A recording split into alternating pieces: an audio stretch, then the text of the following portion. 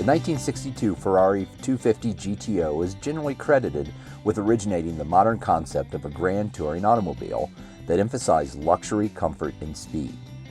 The O in GTO stands for the Italian word omologato, which means homologated in English, meaning authorized to compete in a specific event or class.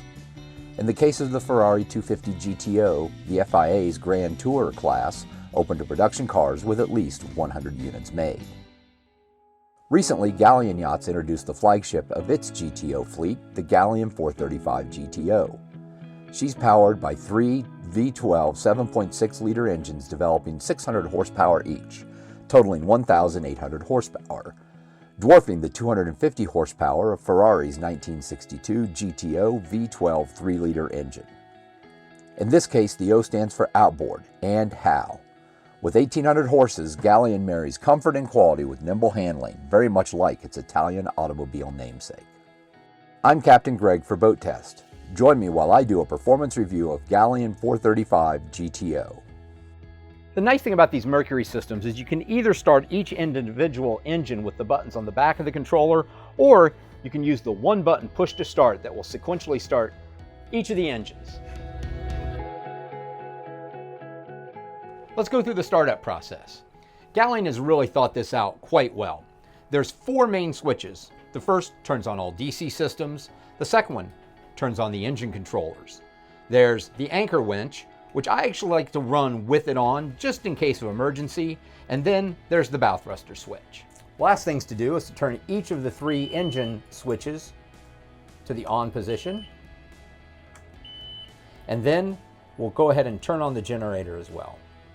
You can leave all of these switches in the on position. The Helm is packed with features and functions. Front and center are the 3 Axiom 2 XL 19-inch multifunction displays.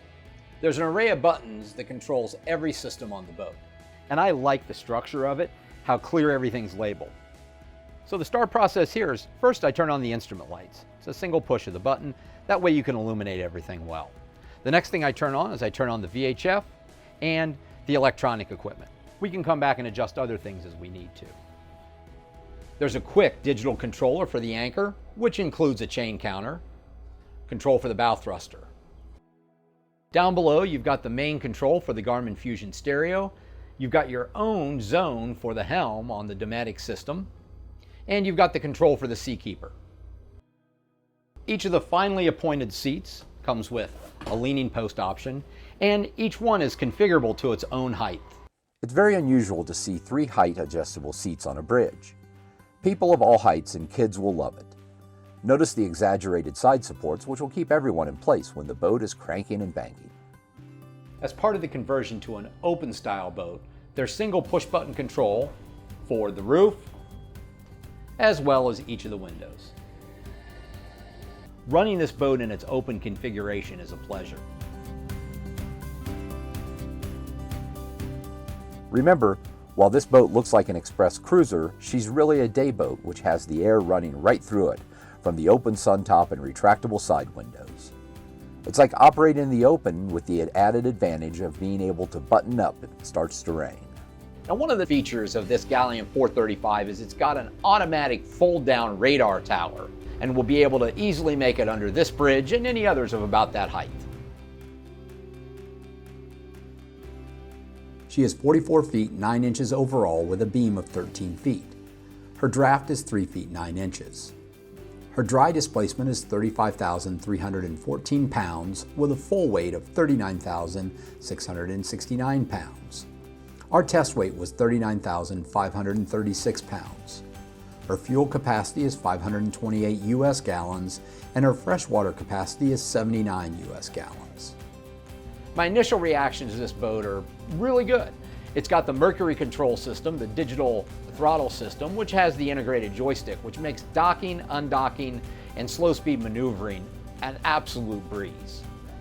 The boat's idling right around 4 knots, and we could bump it up to maybe 1,000 RPMs to get closer to 5 knots. Just taking a look at the wake, it has almost no wake here at this speed, which is good. Gone up to about 1,100, between 11 and 1,200 on each of the engines and RPM, and we're just starting to get the smallest amount of wake. We're running against the tide and we've got 5 knots speed over ground, so we're probably doing closer to 6 knots. And this is a speed that I'd be very comfortable running up and down the intercoastal in any of the no-wake zones. On test day, winds were 10 to 12 knots out of the east-northeast. Seas were generally 2 to 3 feet with leftover slop from 2 windy days. Here are the Galeon 435 GTO performance numbers averaged over 4 runs. One of the most remarkable aspects of the Mercury 600 is that it has 2 gears. That, combined with the counter-rotating dual props, maximizes the deliverable torque to the water when getting off the starting line and provides more efficient top-end operations. The time from 0 knots to specific speeds averaged over 3 timed runs was 0 to 10 knots, 3.6 seconds, 0 to 20 knots, 6.1 seconds, 0 to planing speed, which averaged 21 knots, 6.3 seconds, 0 to 30 knots, 10.6 seconds, 0 to 40 knots, 19.4 seconds.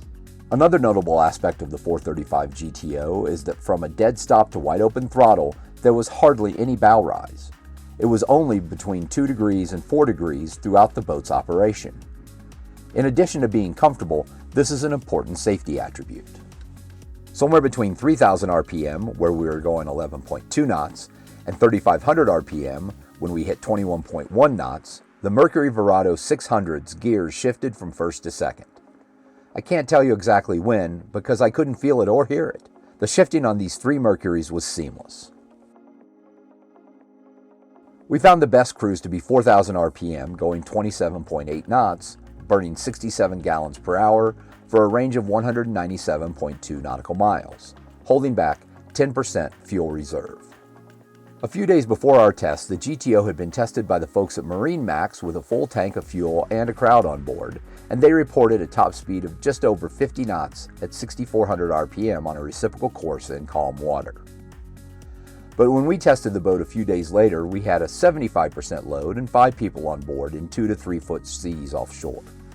With the hammer down and interceptors up, we could only turn 5,920 RPM. That's a critical difference. The last 400 RPM is necessary in order for the Galeon 435 GTO, or any boat in its class, to hit a top speed over 50 knots. Of course, no one ever drives at wide open throttle for more than a couple of minutes. At the lower RPMs, our data matched MarineMax's, so if we could have turned 6,400, I'm sure our speed too would have been the same 50 knot plus. When it comes to boat handling, she feels like a small sport boat, not a 40,000 pound cruiser. One reason is that she has a sharp forefoot which splits the waves. Another reason is that the Mercury 600 horsepower housings don't move. Only their lower units move from side to side. Because of that, the prop steering has a full 90-degree range of motion, instead of just 80 degrees like virtually all large outboard engines. And that makes the boat a thrill to drive. Our sound readings were noticeably quieter than we normally record, and we didn't break 80 decibels until running about 4,800 RPM. And most of that noise was coming from the wake, not the engine. You can tell I'm pretty relaxed. That's because I'm letting the Autopilot on the Mercury DTS do all the work. It's a one-button push, and the joystick then controls easily if you want to change your heading, either to port or starboard. To control your heading with the DTS, give 1 push to change 1 degree, 1 push to starboard to change 1 degree there, and a twist instigates a 10-degree turn. Galeon's 435 GTO reminded me of how much fun driving a boat with panache and 1,800 horses can be.